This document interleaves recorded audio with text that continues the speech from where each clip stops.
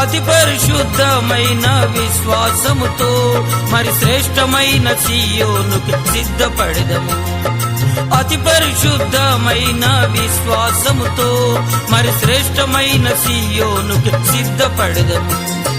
విశ్వాసము లేకుండా దేవునికి ఇష్టులై ఉండుట అసాధ్యము.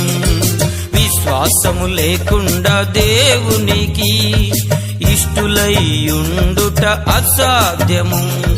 విశ్వాసము ద్వారా మన పితరులెందరో రాజ్యాల్ని జయించినారు.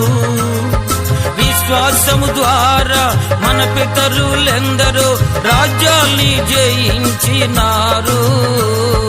విశ్వాసము లేకుండా దేవునికి ఇష్టులై ఉండుట అసాధ్యము.